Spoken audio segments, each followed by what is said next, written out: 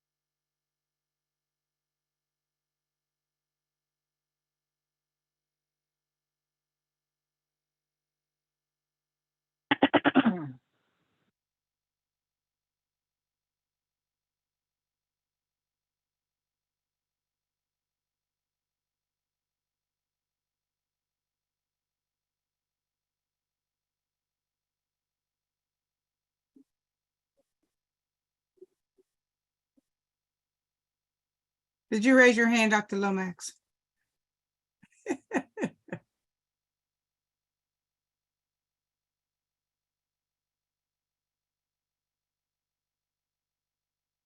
You need to oh, you know what? Let me do that.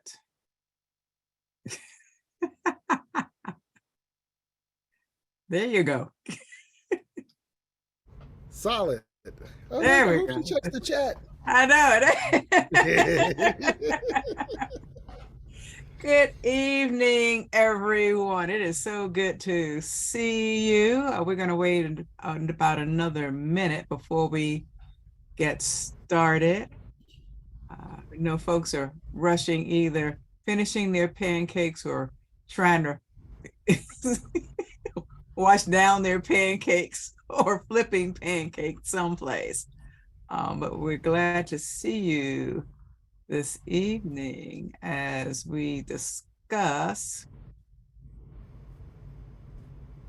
Black music and the Episcopal Church. Yes, indeed. Black music and the Episcopal Church. Exactly. Say that. Very good. That is God.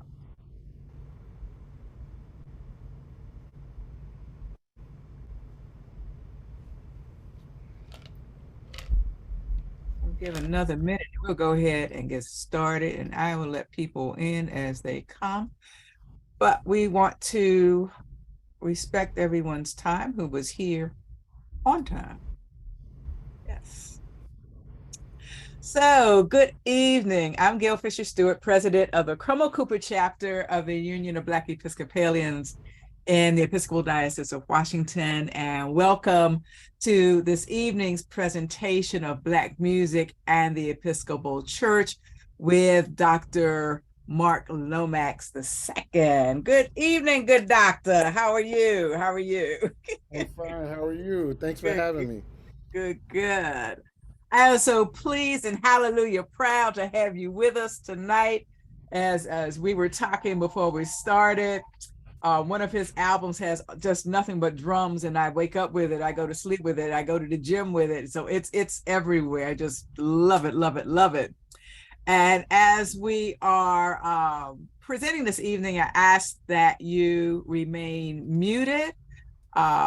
If you have a question, you can put it in the chat and we will get to the questions. So as we continue to face assaults, it seems, on all things Black in this country, and our church, the Episcopal Church, is in the process of figuring out reparations for anti-Black racism and white supremacy, there is the question of how do we Black folk maintain, lift up, and protect our culture, our heritage, and traditions, one of them being music. During Black History Month, of course, we tend to see more Black music being played in our churches. However, we have to acknowledge that Black music can seem to be an add-on rather than totally accepted as part of the musical tradition of the church. There are some churches that incorporate Black music throughout the year, but there are others, to include Black churches, that do not consider Black sacred music to be proper Anglican music.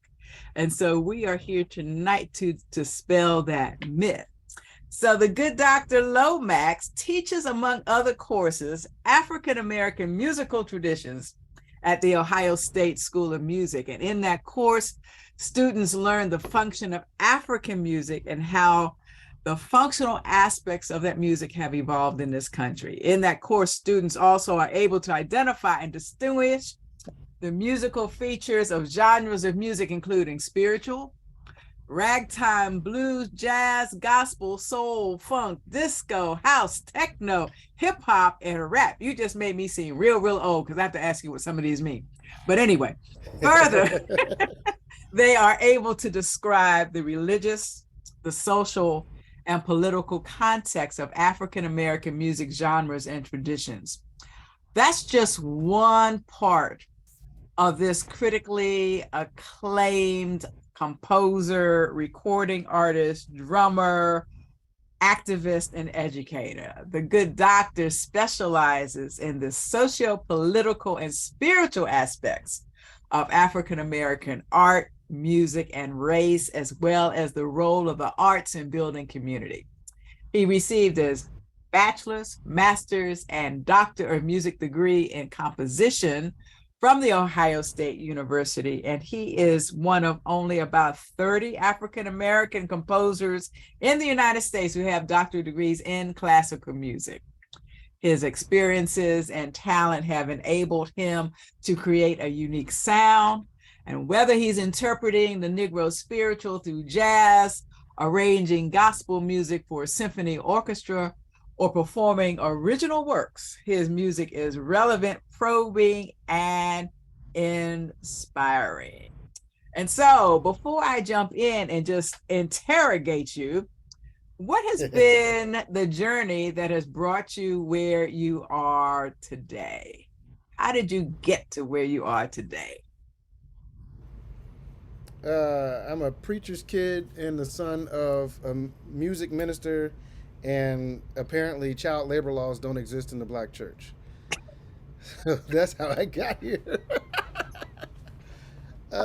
So my parents, my father was a chaplain and my mother was the head of the gospel choir at Virginia Tech, where I was born. And I started singing early for her in her children's choirs, and started playing drums in church at 6. Started professionally at 12. Started arranging music for her around that same time. Touring with gospel artists like Dr. Raymond Wise, who's at IU but has written over 600 gospel pieces for all kinds of things, including like plays that are religiously themed, Negro spiritual arrangements, things I've had to do for orchestra, you know. And then I got in trouble with my grandmother because I was precocious and started learning how to play jazz at 14. And, that wasn't good. She told me I was going to places that are scary, which made me figure out how to understand where God is in all the music that we create. And I discovered artists like John Coltrane, who also was not directly a preacher's kid. He was a preacher's grandchild, and grew up in the church. And that, cultural and spiritual experience deeply influenced his artistic output. Max Roach was also a preacher's kid, and that deeply influenced his artistic output. Charles Mingus had experiences in the black church, and you can literally hear, Black Baptist vocalizations in his and Pentecostal style vocalizations in his music, and that's all jazz, what we call jazz, right?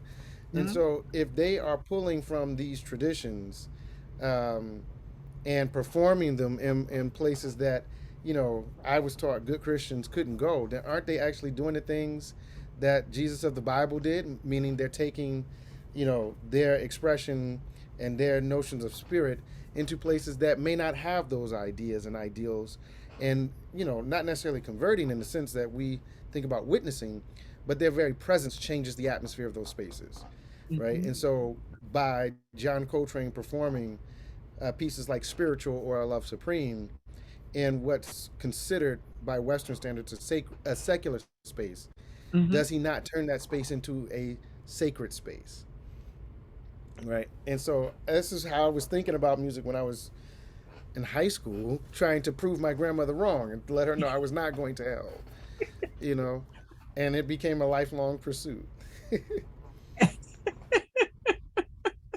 That's the short version. Right. Playing that devil's music, right? Playing that devil's. So why is it important, especially for Black people in a predominantly white denomination, to hear their music on a regular basis in church, in liturgy, and not just during Black History Month? Well, I mean, if you want people to feel like they belong somewhere, you have to represent aspects of who they are, and it's really important, I think, that those who have or belong to the same faith tradition feel they're able to worship with folks who aren't from the same cultural background, right? But it's harder to do that in an environment politically charged with race as America is, especially when who you are as an African in America is not represented, uh, at least in part, right, in the worship tradition that you are participating in. So having black music as part of the liturgy, as part of the annual, you know, uh, themes of worship and worship experiences is important to be inclusive and ensure that black parishioners feel like they belong. And, you know, black leaders have a sense of where blackness is centered culturally within the Episcopal tradition, which allows, I think, space for different and deeper, more substantive conversations as it relates to notions of deity and how spirit works in different ways because of the experiences we've had, right? Spirit can't work for us as descendants of enslaved Africans the same way it works for folks who are descendants of even, overseers, let alone folks who legally owned other human beings. Those ideas are different. And when you have a space where all of that can, intermingle, you create ground for common understanding, right? And that actually makes that faith body stronger. Mm-hmm. So then, what is the connection between African American music and African traditional music? And how do we incorporate that into the church? So, um, I have to kind of throw a loop in here right quick and say there's no such thing as music in traditional African cultural context, in the sense that what we in the Western world consider music um, was not a function of what we call music in traditional African society. There was no word for music outside of medicine, dance, even magic, because music, as we understand it, was a complete and total function of human activity in those traditional African societies. Meaning, when there was a birth, there was music. When there was a death, there was music. When someone needed to be called to the center to speak to the elders, or they were trying to locate someone, there was music. The drums literally spoke the language of the people, right? So I always say ask my students, I ask them about the McDonald's jingle, ba da ba ba ba, right? And somebody giggles and says, "I'm loving it," and then I ask them, "Do you have that jingle on your cell phone? Do you listen to it while you're working out or you're jogging or you're in your car and that bop of a jingle comes on?" That ba da ba ba ba. No, they don't listen to it for entertainment because its function is to sell a product, right? And so it's not even necessarily considered music by many people, right? You don't notice that melody as music that you would listen to for enjoyment because it's so closely tied to its function of selling a hamburger, right? That's how music functioned in traditional African society, right? Now, when it comes to sacred music traditions, what we would understand as sacred music traditions in traditional African society, um, there were instruments, drums, lutes like koras, and guitar like instruments called ouds, and early versions of the violin called ngoni that not only spoke the language but would initiate sacred spaces via prayers, literally sung and or spoken on the instrument themselves. The drum often, in many cultural contexts, especially that of the Akan, the Wolof of Ghana, the Wolof of Senegal, and in some cases the Ifa tradition of the Yoruba people in Nigeria, the drum would be the intercessor. The drum was the person, literal person, that prayed and communicated with the notion of deity that governed that society, right? Even to a certain extent, where human beings were not allowed to pray in the same way at the same time. That was the drum's role, right? And again, this is why it's not considered music. The drum was personified in that way, and the drum would ask the deity that governed that society for the blessings of the harvest, for a good hunt, successful hunt, or for grace and mercy and forgiveness, right? And in ancient cultures across Africa and even in the East, if you played the wrong instrument at the wrong time, that would upset the cosmic balance, and you could be killed for that. That's how important music was, Mm. right? It's about vibrational frequency and aligning frequencies in the context of Ma'at, the ancient Kemetic goddess of cosmic balance, divine balance. Playing an instrument that was not tuned for that particular time and that particular occasion could upset the balance and throw the whole society into chaos, right? So we didn't perform quote unquote music in sacred spaces the way we understand the performance of music in our westernized context. Music functioned as part and accompaniment to all manner of human activity. Now that function is what's important. That's what we brought with us when we were forcibly taken from the shores of Africa, enslaved, and brought to the Americas or the New World, quote unquote, right? Our music continued to function in a similar way. However, we changed. Therefore, the manifestation of that function had to change, right? We were not allowed to be Christian.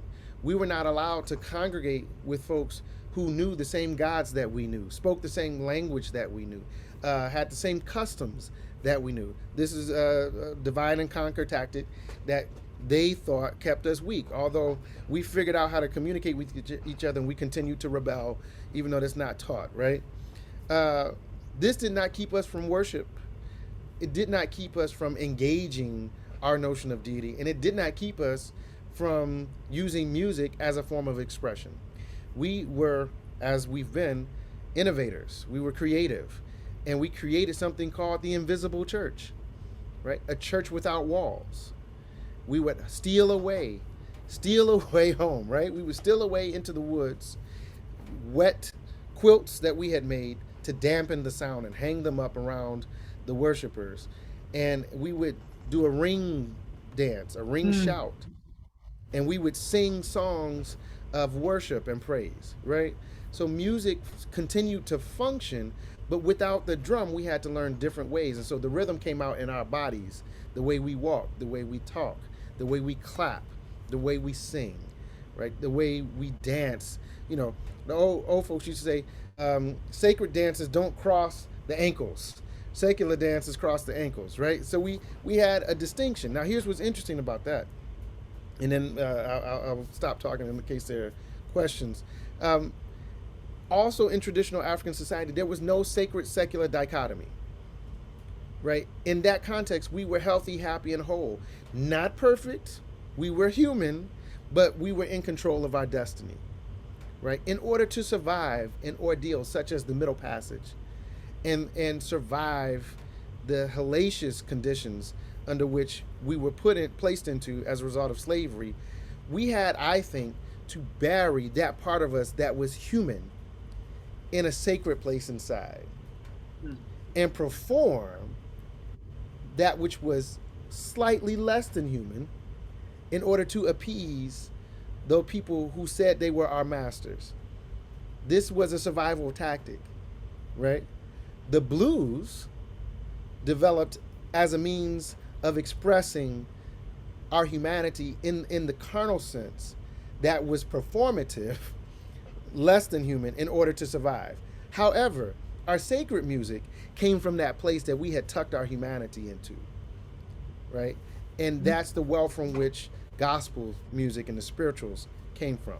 So we embrace the sacred secular dynamic less as a philosophical construct and more as a means of survival, right? So our music continued to function as part of our human activity, right? That function changed because our expressions of our humanity had to change given our conditions. you said that there was no distinction between sacred and secular. Hmm. So is that why when there's the battle of the bands, HBCUs, Historically Black colleges and universities, right? They can play they can play Beyonce and they play Rihanna and they can play, and then all of a sudden it's Amazing Grace. That's right. That's right. Well, here's the thing: when you are socialized to know, not believe, to know that you are a manifestation of the all that is and the all that ever was. And not only are you as a human being a manifestation of that great all, but so is the tree and every blade of grass and ant. Then everything becomes sacred in that worldview. There was no need for a secular because everything is a manifestation or expression of what we now refer to as God, right? Mm-hmm. In a Western context, that's just not true, right? And so we, in some ways, through acculturation, had to conform to that way of being in the world because that was our reality at that point, as enslavement happened and continued to happen over 400 years. But before we came on, you were talking about at your father's church, and it's a Presbyterian church, right? Hmm. Hmm. But before service starts, maybe for an hour, Yeah, there drums. So here you have yeah, this African drumming. Presbyterian church with a Hammond B3, snare drums or trap No, drums, drum and set, a full drum drum set. set, right? Full drum Hmm. set, and African drums in Hmm. the denomination that we would think would be a little bit snootier than us. How does that work? How does that work? How does that work? You know, because people have this idea again about what is sacred music and sacred time and sacred space before the service. And as I said, we might be able to do that during Black History Month, or we have a special Black service. But on Hmm. Sunday morning, folks get back into their kind of like Anglican mode. Right. So the reason why I think that works is my father has developed um, a modus operandi around African centered Christian ministry, right? African centered Christian ministry. Yes, denominationally, they are Presbyterian, and quite frankly, they follow the Presbyterian, liturgical order, right? Mhm. Mhm. However, the interpretation of that is centered within an African context. Okay. So if you think about the Bible geographically, where a lot of it's happening, you know, is in Africa. There was no Middle East until what was that? World War II, right? Mhm. Mhm. 1948 is when the Northeast Africa and the Middle East was created as geopolitical situations, right? All of that was Africa. So Palestine, Jerusalem, all of that was Africa, right? Um, and so when you center yourself as an African within the biblical text, your interpretation has to change because your experience is not aligned with the Eurocentric purview. Centering Africanness means the drum has a place now Mm. because the drum has always been the center of African culture as a means of communication to each other, right? As a means of communication between human beings and deity, and as a means of setting the atmosphere for worship or celebration or what have you, right? So Ngoma Lungundu, the drum that thunders, is the group's name, and they set the atmosphere at First African Presbyterian Church in Lithonia, Georgia, right? As people come in, they are greeted by the drum. So whatever's been going on all week, the drum registers that and begins praying for you. Mm. That's a callback to our traditional modes of worship, right? Mm-hmm. There's still a homily or a sermon, right? But again, that interpretation is black liberation, African centered, uh, is a black liberative African centered perspective, right? The Hammond and the drum set and the bass player, well, I mean, it ain't church unless you rocking, right? Doesn't matter what denomination you are. If it's a black church, the music has to be affective, right? And we do that through groove. We do that through the cry of the Hammond B3, right? And since the 40s, we've done that through gospel choirs and gospel music. Tommy A. Dorsey, right? Mm-hmm. And so my father has pulled together all of these culturally relevant elements to create a ministry that is uniquely focused on his parishioners who are predominantly black. There are other ethnic groups represented, you know, and black in this case means diasporic black, right? There are Mm-hmm. folks from the continent, there are folks from the Caribbean, South America, all over the place. But the tools used to facilitate worship are unique to the black experience. I was reading this book, Oh, Dvorak that's unfortunate. Yeah, he Prophecy. says some interesting things about He black says some, music, doesn't he? he says some interesting, and the only reason I recognize him, this is the only music I understood in seventh grade music appreciation. Dvorak's New Mm. World Symphony, right? Going Home. Mm. And so the title of the book is Dvorak's Prophecy and the Vexed Fate of Black Classical Music. And it says that in 1893, Yep. Antonin Dvorak was living in New York, and that he Hmm. predicted a great and noble school of American classical music would be founded Hmm. upon America's Negro melodies.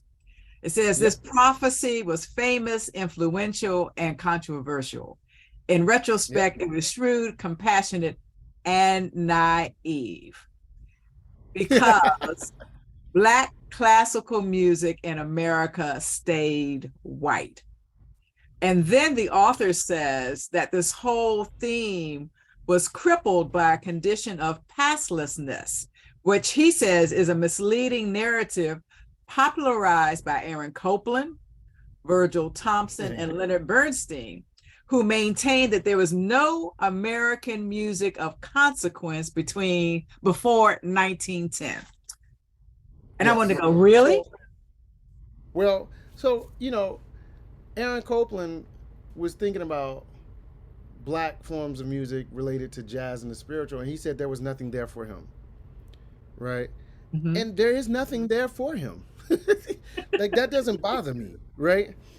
Dvorak was influenced by the great tenor and choral arranger Harry T. Burleigh, African American baritone and singer of spirituals and other classical types of music for the concert hall. And Harry Burleigh would sing spirituals in the traditional form for him for hours upon hours, is how the story goes.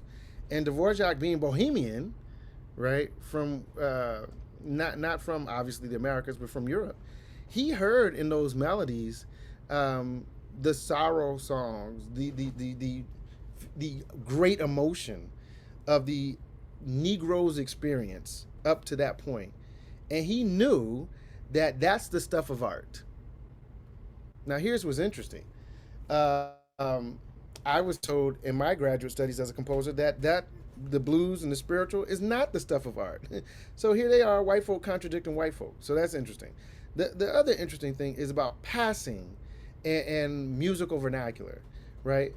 What the writer may not recognize as a nuanced perspective about black classical music is that in order to earn a living and be performed, black musicians, black composers of classical music had to pass by using white American and or European musical vernacular. Mm. Case in point, uh, I wrote a master's thesis is a large piece for string ensemble, chorus, and a 7-piece jazz group. And my professor didn't understand the music because I used improvisation in the jazz tradition, even though Orchestrationally, it reflected Ravel, who's one of my favorite composers, European composer.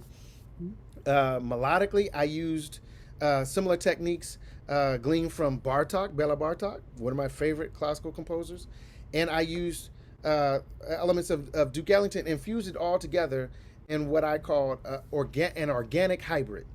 Right? They didn't understand how those things that are supposed to be disparate could come together to create a whole. Right? I wrote a paper about it. They still didn't dig it. Right? I said, I'm not going through this again. For my doctorate, I wrote a ballet in the language of Tchaikovsky for the protagonists. Okay. They loved it. For the antagonists, guess what language I used? Duke Ellington. They didn't have any problem with the protagonist voice being performed in the style of a Russian composer or the antagonist voice being performed in the style of an African American composer because it fit their worldview.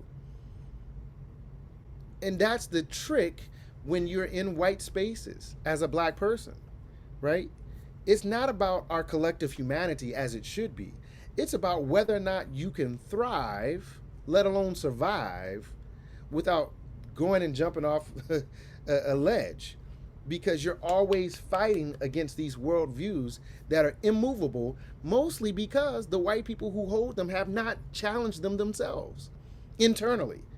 Why do you believe what you believe? Uh, Why are you who you say you are? And why does that matter to you? Why does it matter to you in such a way that you will not move an inch to make space for another human being? mm, I mm. mean, those are the questions that, as a black composer and artist in America, I have to wrestle with in white spaces every day. And I'm sure in the Episcopal Church, you have to wrestle with those things theologically, culturally, and otherwise politically every day, let alone every Sunday, right? Yeah. Yeah. Because I participated in a Black music webinar during COVID, and it was all Black folks. Okay, so they're talking about Black music in the church, Black music in the church. And so the moderator said, Mm-hmm. well, sometimes we want some sauce on with our music. And the faces of the musicians just went like dead, like, no, no sauce.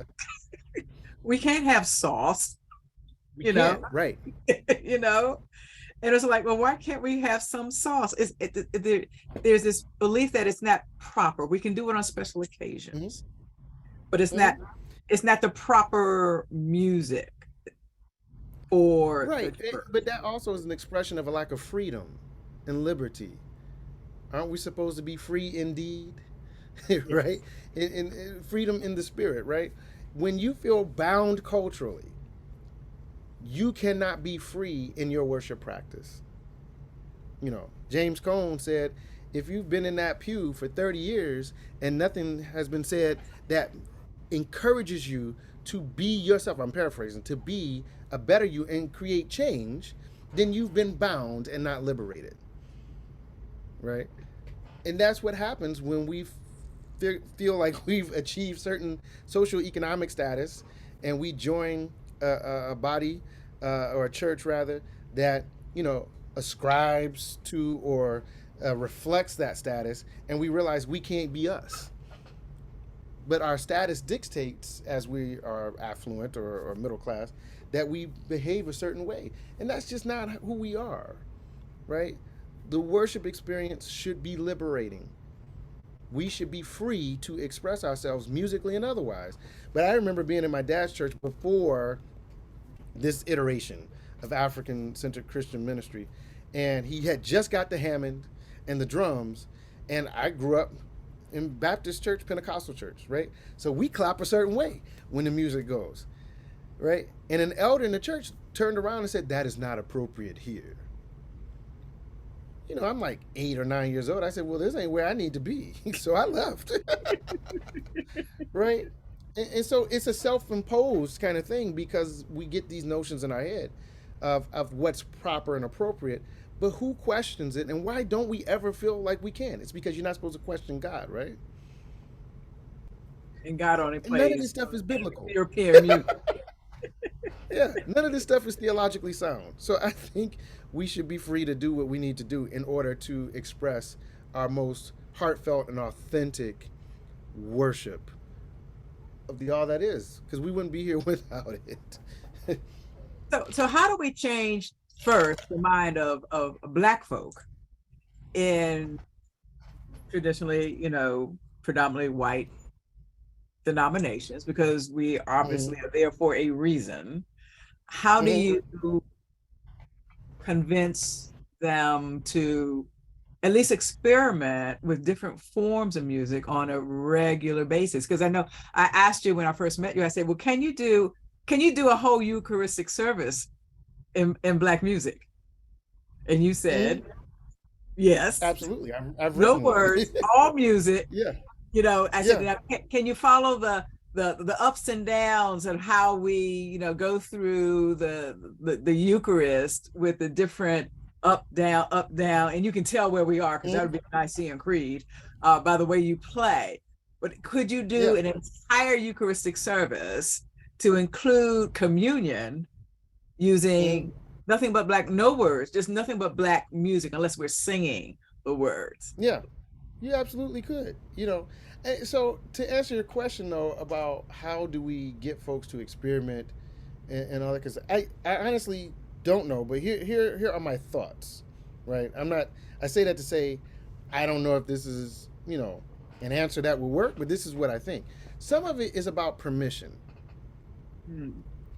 We grow up in spaces, we are socialized certain ways, and we often don't question that socialization. It just is because it is, right?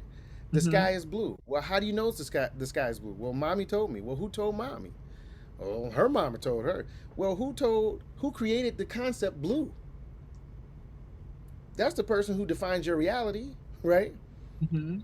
So we grow up socialized, and our reality is already determined for us, and we don't ever get to a point where we're comfortable and confident enough to challenge these because we've been taught not to question. And so the permission to explore and to enjoy worship in ways that are culturally appropriate probably would loosen some of those chains, right? The second part is understanding how the power of black music positively affects everyone who experiences it, right? When I write gospel music for orchestra and we go to a place like Prague, Czech Republic, where 95% of the population is atheist, and we sell out every concert, and there are points in the service where there's not a dry eye in the room. That's the power of black music, even in the whitest of white spaces and the most secular of secular spaces. You cannot deny the power of the God of the gospel.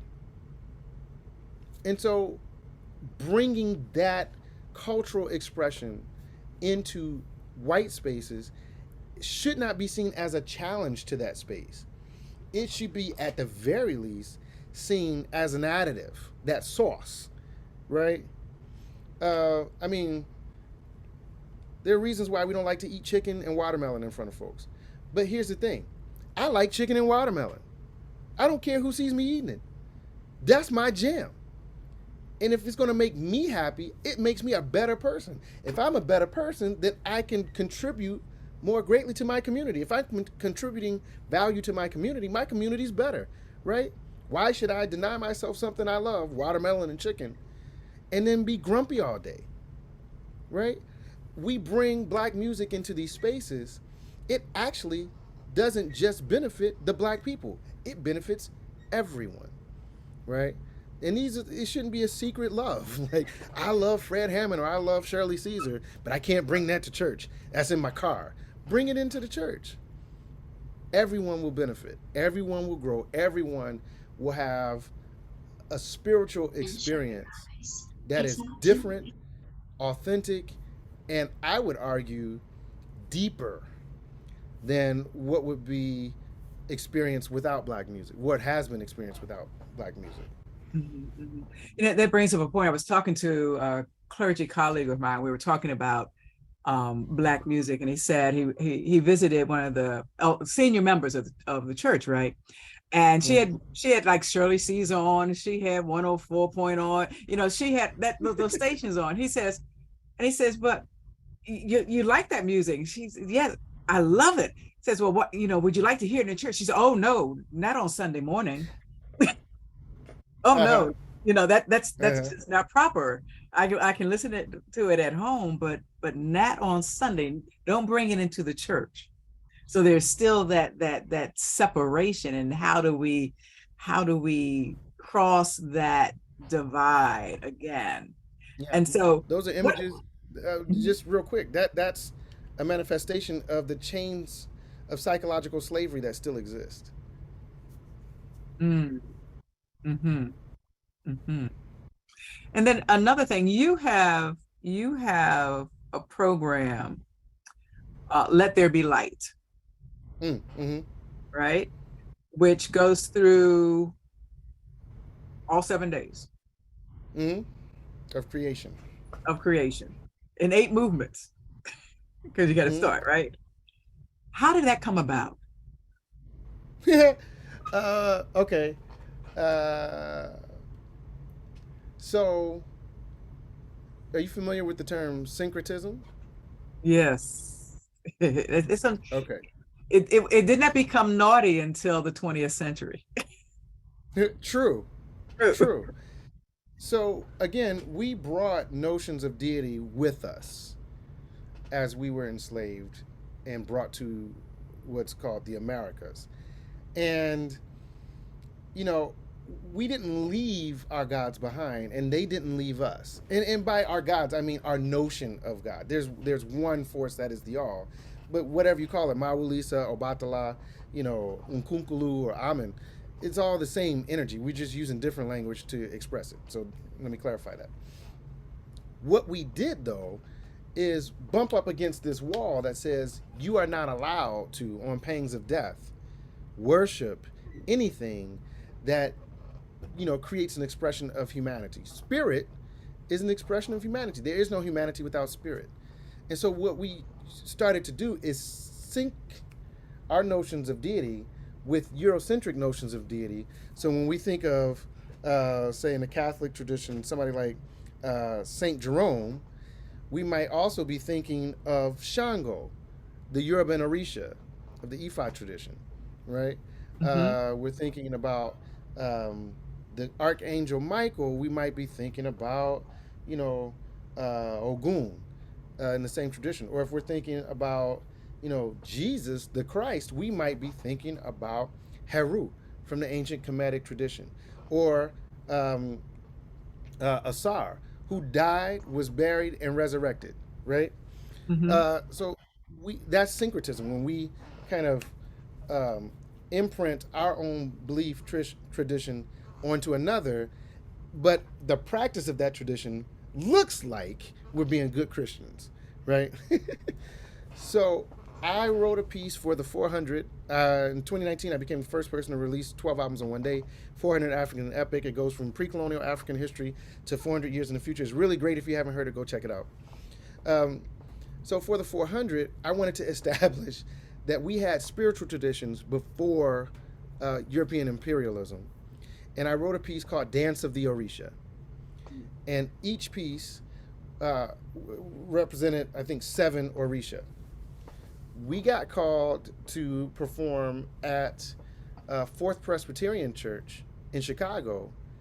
And I said, this would be the perfect time to perform the Orisha because now we can merge these spiritual traditions and have a conversation about it. They weren't comfortable with the African language being used to refer to notions of deity. I said, not a problem.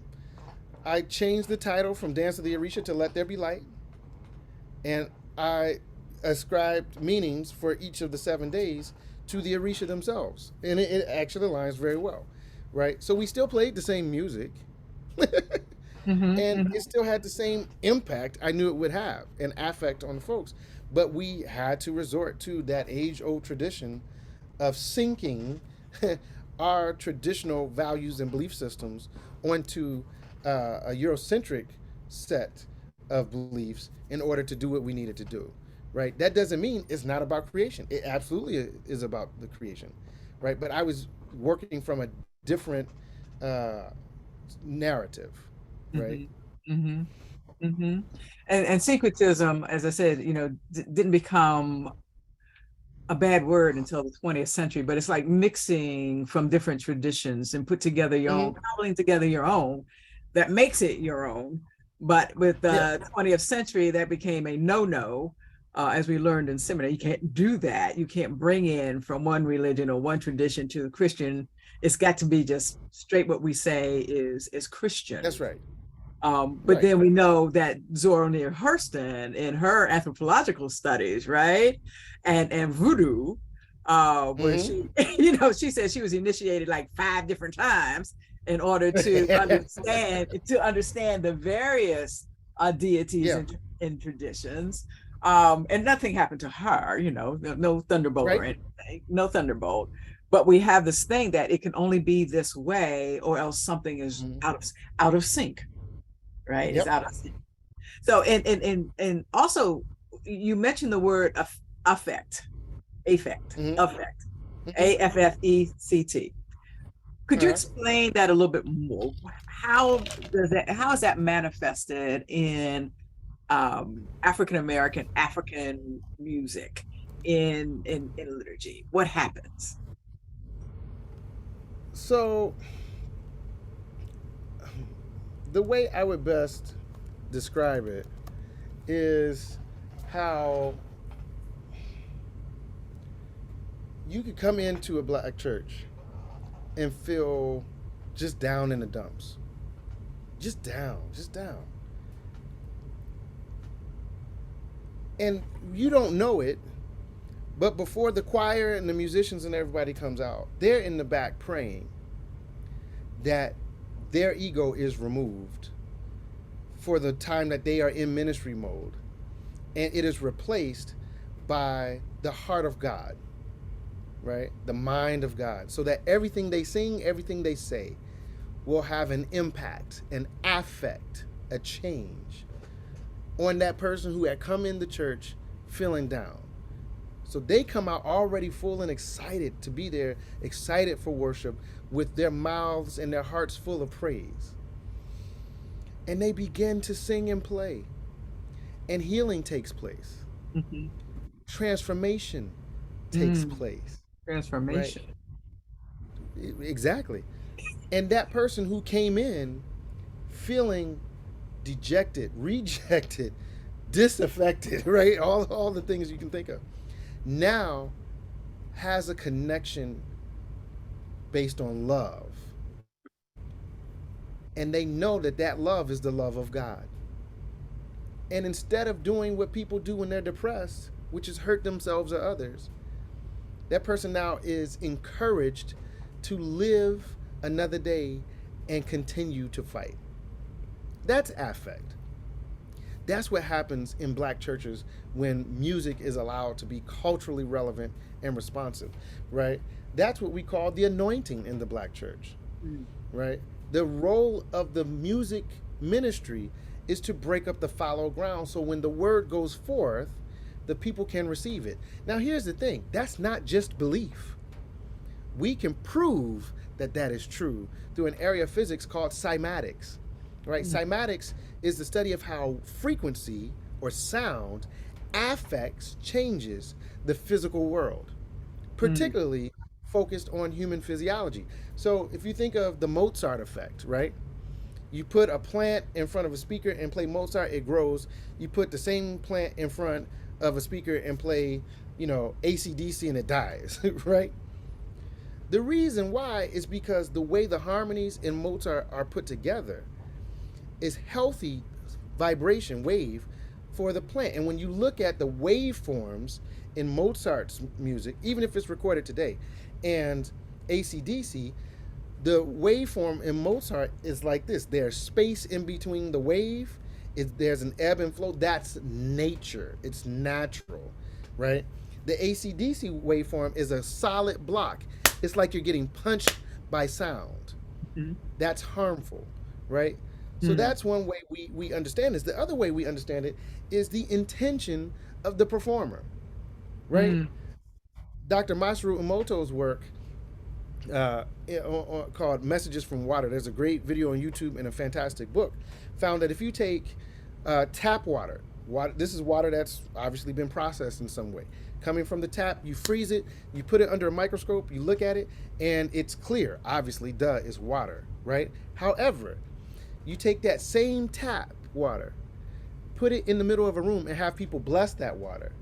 Freeze it, and what you find are beautiful crystalline shapes at the molecular level. They weren't there before, but they are there after the water gets blessed, right?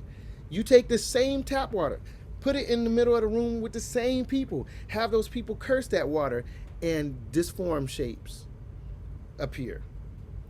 What that says is the power of the word, the intention that we infuse, the spirit energy that we infuse in our voice, our word, whether we're singing or preaching or just talking to each other, has a physiological affect on the people we are talking to. That's why you feel terrible when you get cussed out. Mm. Your water has been harmed, right? That's why you feel amazing when you've been praised, or when you're in worship and you feel that energy inside. Like for me, it's my chest. It gets all warm and fuzzy and it spreads all over my body. That's how I know I'm in the midst of the anointed spirit, right? It's because what's taking place scientifically is impacting the water in our bodies, right? Mhm. Mhm. We need that in all houses of worship, in all denominations. And we need it in a way that all of the parishioners can receive that. Mhm. So by denying the opportunity for worship or different expressions of worship, you are actually denying the opportunity to be in deep worship spaces together, regardless of your ethnic background. And when you're not able to enter into deep worship spaces, it's hard to develop a deep relationship with the God of the gospel, because that is modeled on Sunday morning. Right? Mhm. That's why it's important to have all of this stuff present. Right? Our job is to minister to everyone, not to some notion of white supremacy. Mm. Mhm. I was watching last night the opening service of the Samuel D. Wade Proctor Conference Oh yeah, in Atlanta this year. in Atlanta. And Mm-hmm. so after a while, the music started playing, and Mm-hmm. the music kept on playing, and the music kept on playing. I mean, and then folks started standing up and they Yeah. were dancing. And so on Facebook this morning, the, I, there might be a couple of Episcopalians there, but I know there's at least one female Episcopal priest there. And she said the Uh-huh. music started playing and she found herself coming up from under the pew. Hey, Somehow she was underneath, she got underneath the pew and had to come back up because of the that's music. because she was slain in the spirit, She was right? slain in the And she had to come spirit. back. There you go. She had to come back. So how we are affected, because I often say, how do you experience worship? Forget the worship experience. Mm-hmm. How do you experience worship? If Right. it's just I'm gonna check a box, we did this, and I leave.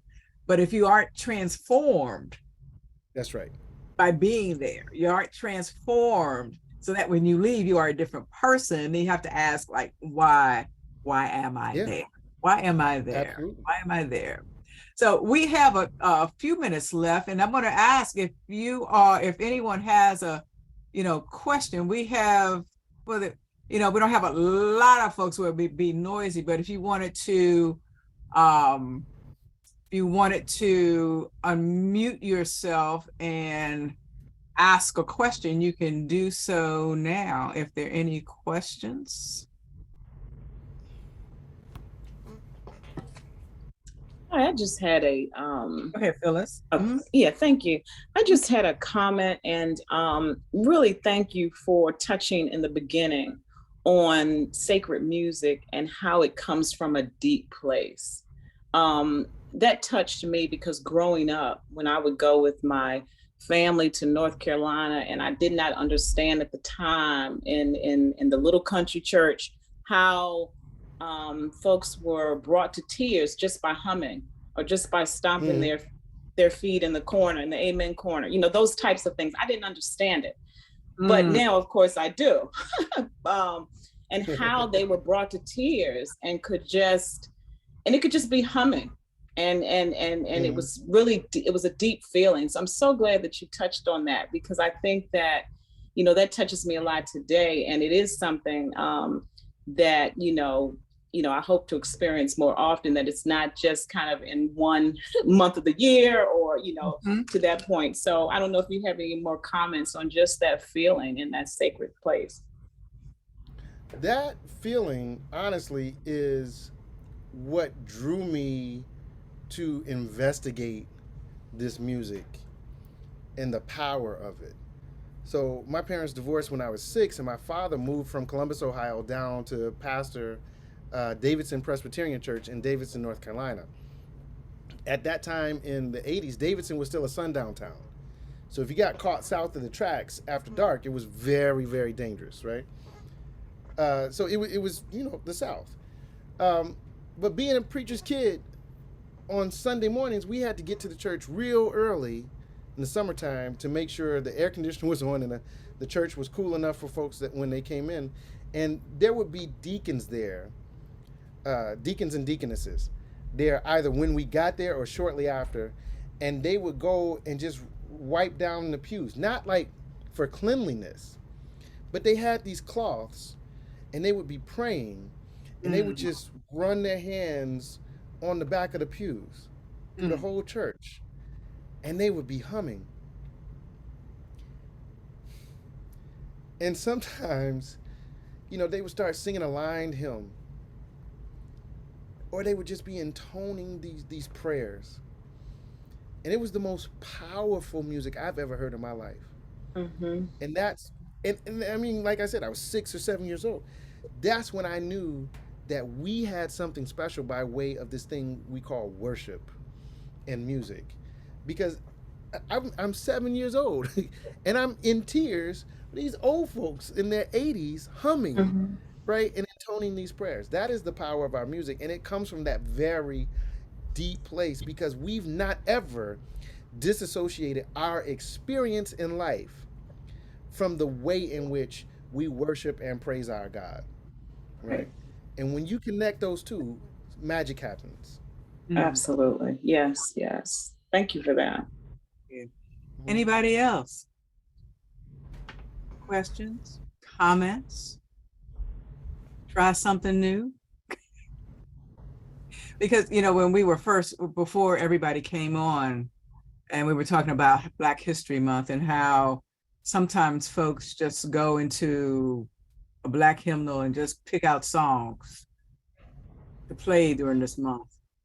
And sometimes it doesn't turn out well.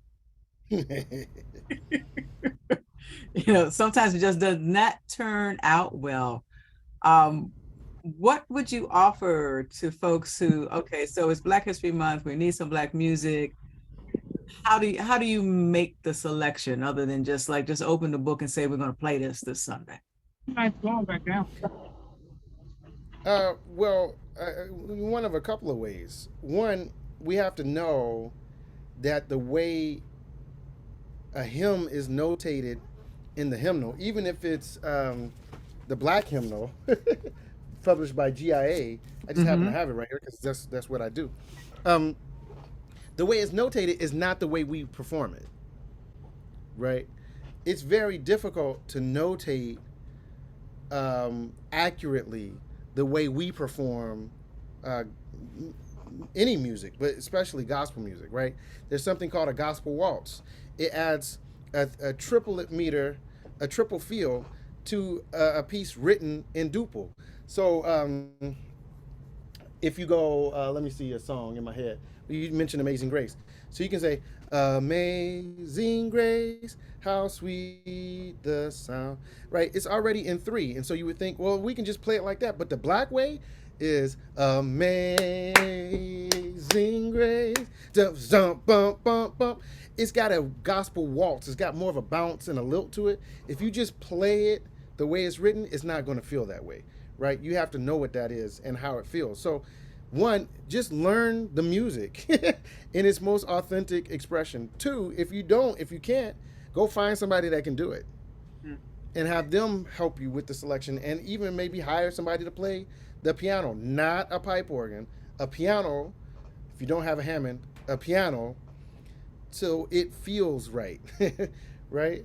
The third thing, there are a lot of recordings that can be played that don't have singing or voices on them. They're just accompaniment tracks, right? So you can cue one of those up. I mean, there are ways to do it that are not hard if you really want to put the time in. Thank you for that. Anybody else before we close out? Where can we get your music? I know where I download it. So tell everybody else where they can download your music. So you can find me if you Google my name, Mark Lomax, or you can go to the website I'm putting in the chat, marklomaxii.com. www.marklomaxii.com. Music is there, and it is fantastic, and it'll get you hooked. I say. Oh, It will hold get on. you There's a hooked. question. Oh, Charlotte, for sure. Let me read it. As a former member of the children's choir at First United Presbyterian Church in Charlotte, North Carolina, we never learned to clap, but we all learned spirituals as a meditation on Black history, and the context was as sacred as the content. Yes. Thank you for sharing. Yeah. And clapping is different. Clapping is really different. Some folks clap on 1 and 3, and others clap on 2 and 4. And we got that mixture. We're clapping on 1, 2, 3, and 4. Like a polka. But, right. The other thing is, for us, clapping is a manifestation of the drum. The drum was taken away from us for a reason. It wasn't just that they didn't want us to have fun. Of course they didn't want us to have fun. But the drum was taken away because that's how we were coordinating slave revolts. Right? The drums were speaking across distances, and people were behaving based on what the drum was instructing. So they took the drum away. And so the way we clap is not even just on 2 and 4. Is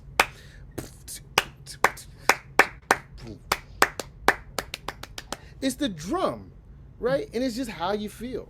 So, we have a lot of great tradition and performance practice in our worship style of music that I think everybody should be exposed to. Thank you. Karen, you have a question? You can unmute. Hey, Miss Karen. There you are. Unmute yourself. Karen Peel a little while ago, a couple weeks ago. I've learned a lot and enjoyed it very much. I had the pleasure of hearing one of Mark's wonderful classical compositions a couple of weeks ago that he did here, and I just made his friendship, and I was tickled to death to hear that he was going to speak tonight, but I didn't know he was so smart. Well, thank you. And I love, and I will be in touch with you. I live in Columbus, so I will be in touch with you, Mark, about seeing how we may continue this conversation with our Episcopal churches here. Ooh, awesome. Fantastic. I love it. Great. And thank you not only for being there at the concert, but supporting it in the way that you did. It wouldn't have happened without you. Well, it was a total joy, and the piece was a lovely piece that he wrote for string quartet and soprano, which made me happy. And the soprano was a lovely African-American singer named Louise Toppin that some of you know. It was just a very lovely evening, and full of music that was inspiring, including the most fabulous string quartet by Florence Price that I've nearly ever heard in my life. So it was a great evening, and I'm glad to hear you expound and actually the vision of God and the world, and all of us as a part of God's world, to every blade of grass. is a growing mysticism that is going to take over, I think, all the spiritual life of the world in time. So we have a lot to talk about. Thank you very much. Thank you. Hi, Gail, by the way. How you doing? Hi, Karen. How are you? It's good to see you. Thank you. My hair is a wreck. That's why I'm too vain to show you my actual face. That's okay. That's okay. That's okay. Anybody else before we close out? Okay. But for those of you who came in late, this is being recorded, so I will let you know when it's finished if you want to go back and see what you missed. Okay. And if there's nothing else, Mark, I just want to thank you. I've only known you since January?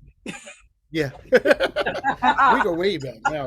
We go way back. We go way back. Yeah, January of this year.